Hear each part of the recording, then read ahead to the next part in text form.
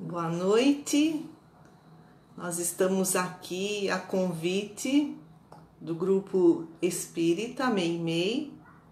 Ainda faltam uns minutinhos para dar 8 horas. Hoje o tema é a verdade. Agradeço a presença de todos. Esperar só mais uns minutinhos para dar 8 horas.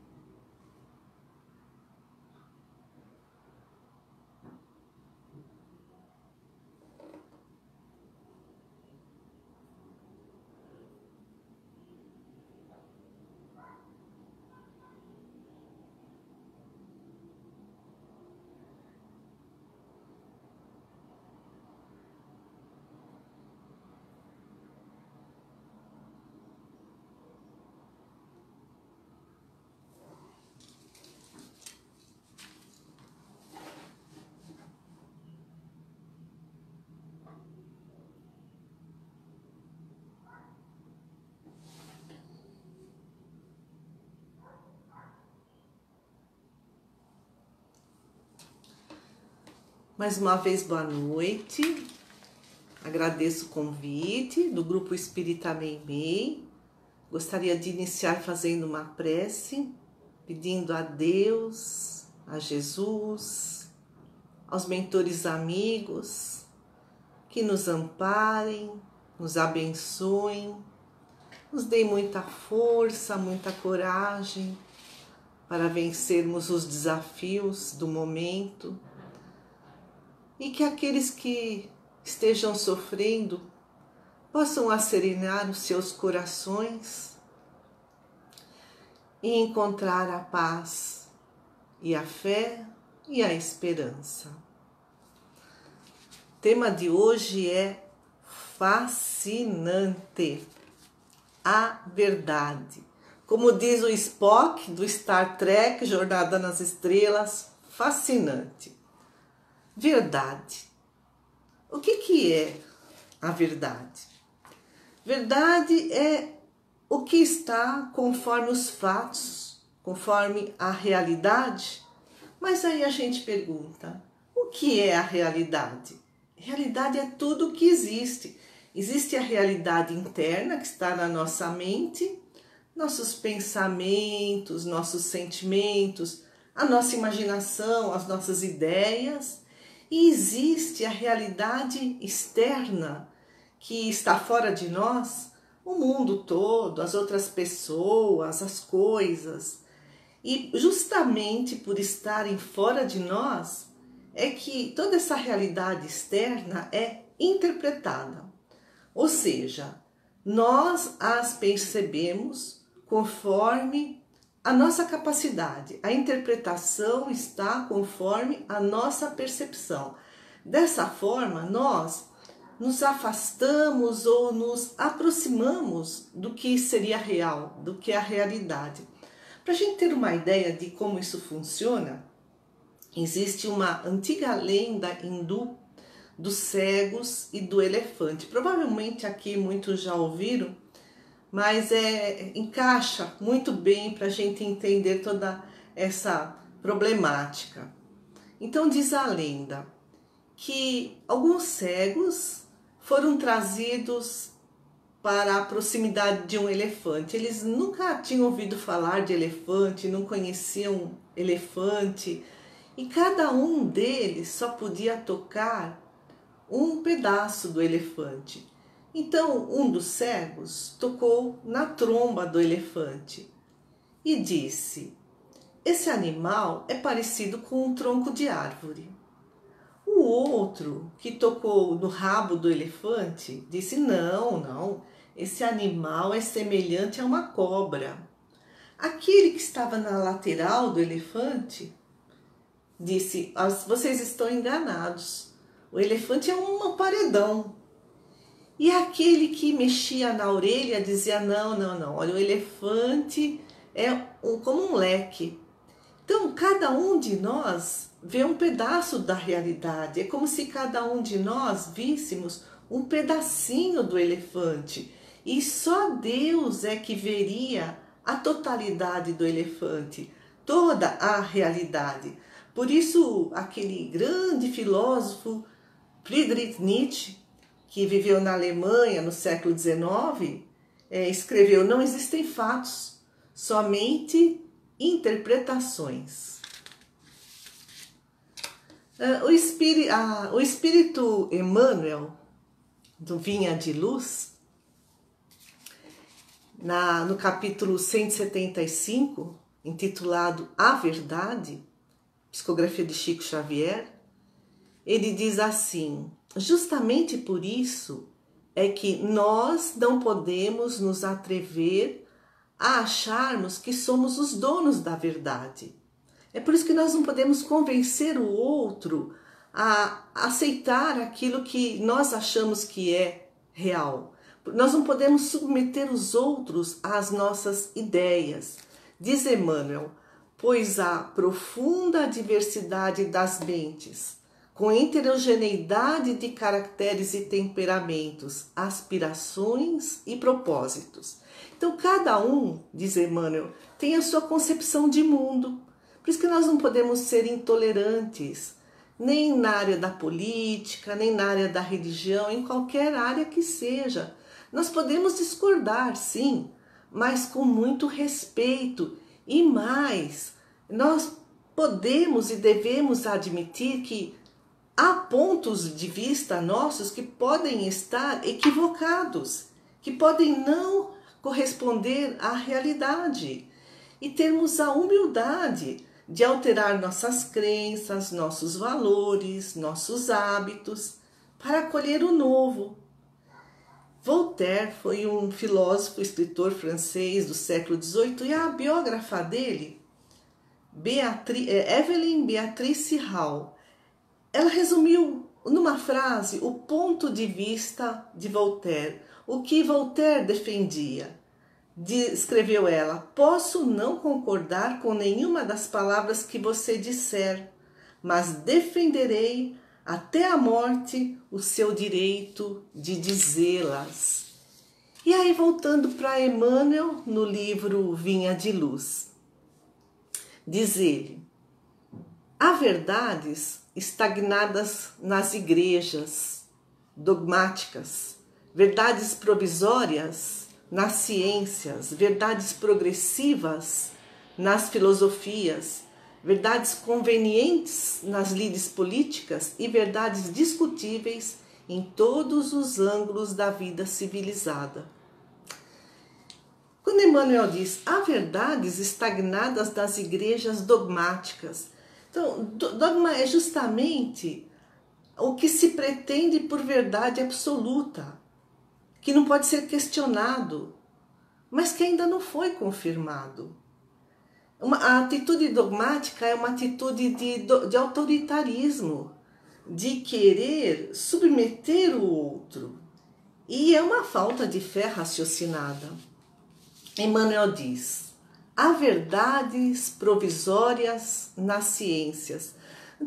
Há muito tempo pensávamos: a Terra é plana, o Sol que gira em torno da Terra, a Terra foi criada em 6 dias de 24 horas. Tudo isso era tido como verdadeiro, mas todas essas ideias, essas teorias, essas concepções foram derrubadas pela própria ciência.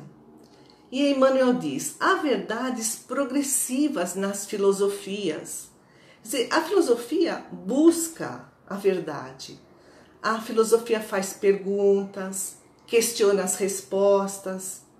Porque quem só tem certezas, quem é dogmático, não aprende nada de novo. Essa é a tarefa que a filosofia se coloca, né? Questionar, buscar a verdade. Emmanuel continua: há verdades convenientes nas lides políticas. Bem atual. E a gente pergunta, conveniente para quem? Para o próprio político? Para uma minoria? Ou para o povo em geral?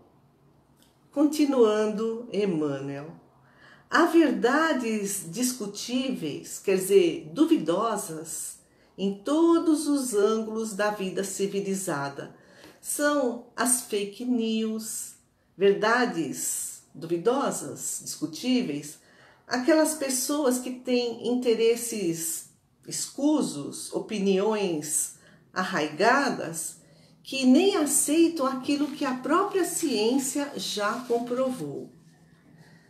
E nós podemos, em se tratando da verdade, buscar lá na Revista Espírita, de maio de 1865, o Espírito Pascal, Blaise Pascal, ele foi um prodígio. Viveu no século XVII na França, mas ele foi tanta coisa. Ele foi filósofo, matemático, físico, escritor, teólogo, inventor.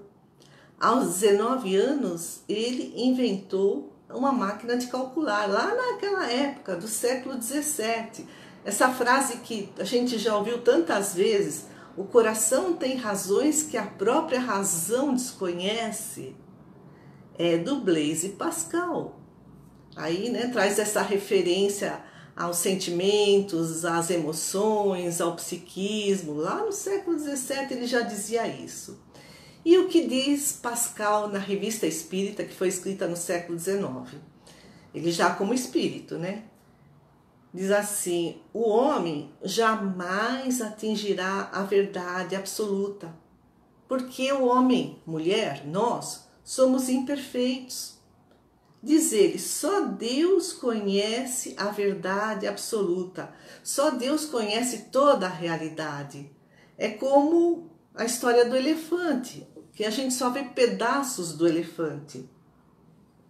Mas, à medida em que nós formos evoluindo, formos conquistando mais conhecimento, mais autoconhecimento, à medida em que nós formos ampliando a nossa consciência, essa verdade relativa, né? Porque toda vez que nós falarmos de verdade aqui, ao longo nessa meia hora de bate-papo, nós vamos subentender que a verdade relativa, a verdade absoluta só pertence a Deus. Então, essa verdade relativa que nós vamos conquistando vai se ampliando por conta da nossa consciência, que também percebe cada vez mais o mundo à volta, nós mesmos, as outras pessoas. E Pascal diz que há 3 formas como nós recebemos essas verdades, ou como captamos essas verdades. A reflexão é o insight que nós mesmos fazemos, sabe? Quando assim, eureka, dá aquela luz assim na ideia, puxa, agora eu entendi. Ou então os grandes gênios que trazem essas ideias para a humanidade. Então a reflexão é uma forma de chegarmos a essa verdade relativa que vai se ampliando. A inspiração, que são as mensagens dos bons espíritos, e a revelação divina. Então o espiritismo é a terceira revelação. O espiritismo vem nos ensinar de onde viemos, para onde vamos, por que estamos aqui na Terra. A primeira revelação foi os 10 mandamentos trazidos por Moisés. A segunda revelação, Jesus. E a terceira revelação, o Espiritismo. O coordenador do Espiritismo, de toda essa doutrina que foi trazida no século XIX, é o Espírito da Verdade, e muitos entendem que seja o próprio Jesus. Lá no Evangelho segundo o Espiritismo, no capítulo 6, no item 5, diz o Espírito de Verdade: venho como outrora, entre os filhos desgarrados de Israel, trazer a verdade e dissipar as trevas. Escutai-me, o Espiritismo, como outrora, a minha palavra deve lembrar os incrédulos que acima deles reina a verdade imutável, o Deus bom, o Deus grande. Então, o Espírito Verdade diz assim: acima dos incrédulos reina a verdade imutável.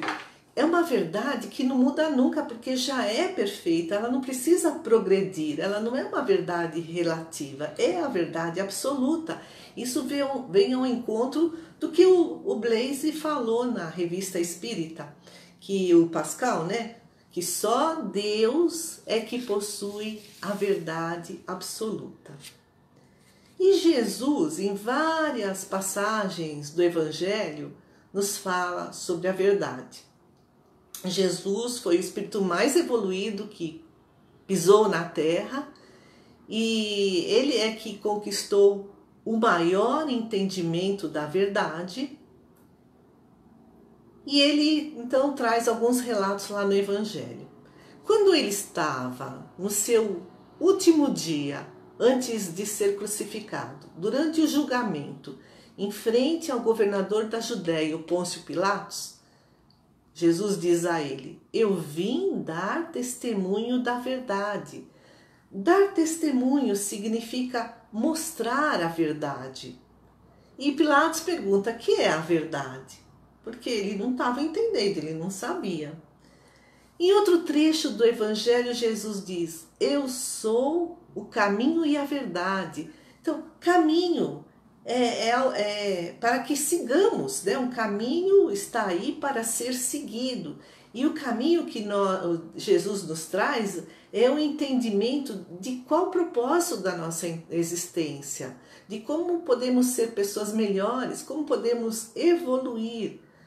Depois, em outro pedaço do Evangelho, Jesus diz: conhecereis a verdade e a verdade vos libertará. E a gente pergunta: mas o que é a verdade? Do que a verdade vem nos libertar? Dos nossos enganos, dos nossos erros, dos nossos equívocos, das nossas ilusões.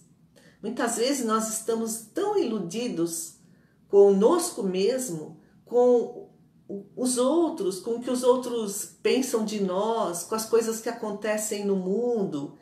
E vamos assim, seguimos adormecidos, presos numa zona de conforto porque não queremos mudar. Então, essa verdade nos liberta desse auto-engano, porque a nossa tarefa, como espíritos eternos que somos, um dia fomos criados, mas daqui para frente somos imortais, é conquistar cada vez mais os conhecimentos das leis de Deus e conhecimentos sobre nós mesmos, que é o autoconhecimento. Então, à medida em que a nossa consciência se amplia, a nossa percepção da verdade relativa também se amplia. Agora, também nós podemos nos questionar. Jesus disse que deu testemunho da verdade. Quer dizer, ele trouxe a boa nova, a segunda revelação. E ele disse aos apóstolos: ide anunciar a boa nova. E nós podemos também trazer ensinamento para nós. Ide anunciar a boa nova, não só com palavras, mas também com bons exemplos. Jesus também disse: não coloqueis a candeia sobre o alqueire. Candeia é uma lâmpada que traz luz. Luz é a metáfora do conhecimento. E alqueire, naquele tempo, era uma vasilha. A vasilha era usada assim, tipo uma vasilha, né? Eles usavam para medir os grãos. Só que quando se emborca a vasilha sobre o alqueire, sobre a lâmpada, é aquela lâmpada a óleo, o que acontece? Acaba o oxigênio que está lá e a lâmpada se apaga. Então Jesus disse que não é para colocar a lâmpada debaixo de um alqueire que a vela, que a esconde. Então nós podemos perguntar, Jesus diz para nós irmos e anunciarmos a boa nova. Diz para nós e também para os discípulos, disse, não colocarmos a candeia sobre o alqueire e não guardarmos o conhecimento só para nós. Mas por que então Jesus falou por parábolas? Porque as parábolas são contação de histórias, né? A narração de fatos, alegorias que trazem metáforas, comparações. Então Jesus falou, o reino de Deus é semelhante a uma semente, a uma pérola, a um pai de família. Então ele trazia comparações, são metáforas.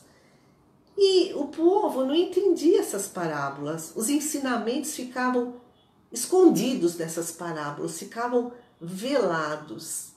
Então parece contraditório. Jesus fala para irmos divulgar a boa nova, mas ele mesmo não falou tudo para o povo, para a multidão que o seguia. E essa resposta está lá no Evangelho segundo o Espiritismo, no capítulo 24, em que os Espíritos nos explicam que aos apóstolos, Jesus trouxe ensinamentos mais aprofundados, mas para o povo em geral, que ainda não entendiam as questões mais abstratas, Jesus falava por parábolas, para que vendo não vissem, ouvindo, né, escutavam e não ouviam. Mas aí dizem os Espíritos, para o povo Jesus falou de uma forma muito clara sobre humildade, sobre caridade, como regra de conduta. Então, em relação aos apóstolos, a gente entende essa frase, porque a eles Jesus trazia ensinamentos maiores. Então, em relação aos apóstolos, ao que já tem, ainda mais se dará e terá em abundância, referindo-se aos conhecimentos dos apóstolos, dos discípulos. E em outro trecho do Evangelho também, lá em Mateus, capítulo 10, itens 5 a 7, Jesus diz aos 12 apóstolos, para eles não irem aos gentios, aqueles que não eram judeus, para eles não irem aos samaritanos, que moravam em outra região, mas irem antes às ovelhas desgarradas de Israel pregarem a boa nova. Então as ovelhas desgarradas de Israel eram os judeus que já estavam melhor preparados para receberem o Evangelho, porque eles eram monoteístas, eles já estavam esperando o Messias. Então diz o Evangelho segundo o Espiritismo, entre os pagãos, quer dizer, entre os gentios, os samaritanos, faltava a base, tudo ainda estava por fazer. E os apóstolos ainda não se achavam suficientemente esclarecidos para uma tarefa assim tão pesada. Mas mesmo para os discípulos, muitos pontos ficaram obscuros. E ao longo das gerações, dos séculos, com maior entendimento das coisas, do universo, uma compreensão maior das leis de Deus, do próprio homem, no século XIX, então, a espiritualidade trouxe a doutrina dos espíritos, que está aí disponível para quem quiser ver. É uma candeia sobre a mesa. Mas muitos ainda teimam em não enxergar toda a verdade até aqui ensinada, não só na doutrina espírita, mas também em outras seitas religiosas. Enquanto que outros até possuem o conhecimento, mas escondem essa luz debaixo do alqueire. Voltando lá no Evangelho segundo o Espiritismo, no capítulo 24, os Espíritos dizem, é assim que todas as religiões sempre tiveram seus mistérios cujo exame proíbem. Sabe, é aquela imposição de dogmas. Você não pode perguntar, não pode questionar, isso é pecado, você tem que acreditar em tudo. Mas Deus nos deu inteligência para quê? Para questionar, para entender. E lá no Evangelho, segundo o Espiritismo, continuando, dizem os Espíritos, Mas, enquanto essas religiões se atrasavam, essas religiões dogmáticas, a ciência e a inteligência avançaram e romperam o véu misterioso. E assim isso foi ao longo dos séculos. Allan Kardec chega a dizer: se um dia a ciência provar que o espiritismo está errado, devemos ficar com a ciência. Então, a doutrina espírita tem esse caráter de ser uma filosofia, uma ciência e uma doutrina de aspecto religioso, com moral, que leva a moral dessa forma progressiva. Falando em luz, né? Jesus diz: ide, pregai, né? Brilhe a vossa luz. Como está a nossa luz? A luz precisa de combustível e de oxigênio, tipo o sol e a vela. O sol e a vela são combustíveis, eles vão queimando. Um dia o sol vai se apagar, daqui a 4,5 bilhões de anos. A vela também derrete e elas vão se gastando. O sol está se gastando, uma vela se gasta rapidinho e se transforma em luz. O sol se transforma em luz, a vela se transforma em luz. E aí quando Jesus diz: brilhe a vossa luz. Paulo de Tarso escreveu: de muito bom grado eu me deixarei gastar. O que significa isso? De muito bom grado, disse ele, eu me deixarei gastar na divulgação dos ensinamentos de Jesus. Porque Paulo de Tarso sofreu muitas enfermidades, abandono, né, dos seus amigos, da família, ele foi apedrejado, ele sofreu naufrágio e, no entanto, ele não desistiu, ele não esmoreceu, ele continuou se gastando, né, em prol dos ensinamentos de Jesus e em prol da sua própria evolução espiritual. Mário Sérgio Cortella é um filósofo aqui da atualidade, professor, né, ele é brilhante. E ele escreveu: gente não nasce pronta e vai se gastando. Nós vamos nos gastando nos esforços do dia a dia. Gente nasce não pronta e vai se fazendo. Que bacana, né? É digamos, uma dialética, né? Enquanto a gente não nasce pronto, a gente ainda não está pronto, acabado, a gente está se aperfeiçoando sempre ao longo das muitas encarnações e assim iremos evoluir pelos séculos e séculos e pela eternidade, mas ao mesmo tempo vamos nos gastando a nossa materialidade, os nossos vícios, as nossas paixões. Nesse aspecto, nós não nascemos prontos e vamos gastando aquilo que atrasa a nossa evolução. Mas ao mesmo tempo, diz ele, gente nasce não pronta e vai se fazendo. Então nós estamos nos construindo, nós somos herdeiros de nós mesmos. Deus nos deu livre-arbítrio, somos os donos dos nossos destinos. Podemos escolher evoluir pela dor ou pelo amor. Então estamos nos fazendo, construindo o nosso futuro a partir do que estamos fazendo aqui, agora, nesse exato momento. Então, se gastar, conforme diz Paulo de Tarso, é esse esforço de evolução, é buscar aprimorar os conhecimentos, autoeducar-se, para que a nossa luz brilhe cada vez mais. Então, eu trouxe aqui de Emmanuel, do livro Trevo de Ideias, o Espírito Emmanuel, é psicografado pelo Chico Xavier, um roteiro para que possamos fazer brilhar a nossa luz. Pequenas orientações, mas que exigem muito esforço, muita perseverança, disciplina e muita atenção para conosco. Diz ele: aceitar a nossa existência melhorando-nos, porque não estamos prontos, estamos nos fazendo a cada dia. Diz Emmanuel, cumprir as obrigações que o momento nos mostra. Esse é um momento de grandes aprendizados. Temos muitas obrigações para conosco, para com o planeta, para com o próximo. Cumprir as obrigações que o momento nos mostra. Trabalhar e servir sem reclamar.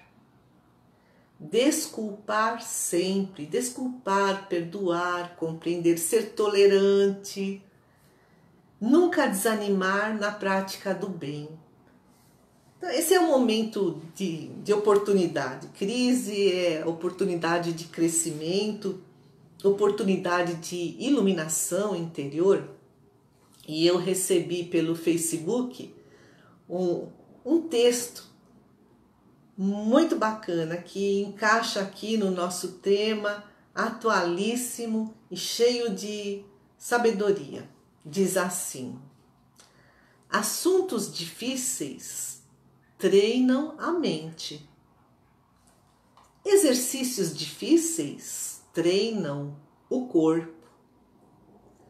Pessoas difíceis treinam o coração. Tempos difíceis treinam o espírito.